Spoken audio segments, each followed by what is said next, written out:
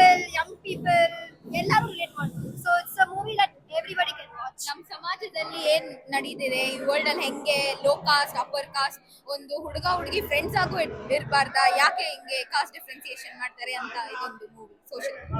ವಿದ್ಯಾರ್ಥಿಗಳು ಬಂದು ಈ ಮೂವಿನ ಖಂಡಿತ ನೋಡ್ಬೇಕು. It's very inspiring story and all the best for president ಆದ ಜಯಪ್ರಕಾಶ್ ಶೆಟ್ಟಿ ಅವರು ಹೀರೋ ಆಗಿ ನಟಿಸಿದ್ದು ತುಂಬಾ ಚೆನ್ನಾಗಿ ನಟಿಸಿದ್ದಾರೆ.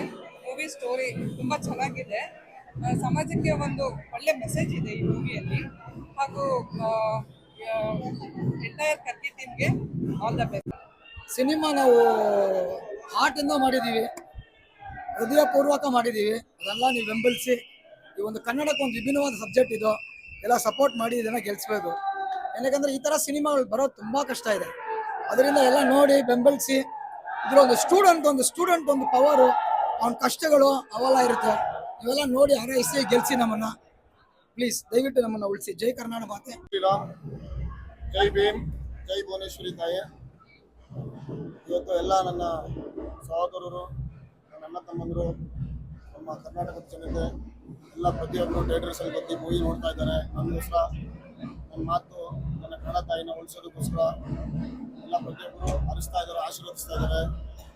ಮೂವಿ ನೋಡಿ ಎವ್ರಿವನ್ ಎಂಜಾಯ್. ಮತ್ತು ಜೆ ಪಿ ಸಾರು ಹೀರೋ ಅವರು ತುಂಬ ಚೆನ್ನಾಗಿ ಮಾಡಿದ್ದಾರೆ. Really hats off. ಎಲ್ಲರಿಗೂ ಫ್ರೆಂಡ್ಸು ಮತ್ತು ನಮ್ಮ ಮಾಧ್ಯಮದವ್ರಿಗೆ ಎಲ್ಲರಿಗೂ ಹ್ಯಾಟ್ಸ್ ಆಫ್ ಹೇಳೋಕ್ಕೆ ಇಷ್ಟಪಡ್ತೀನಿ.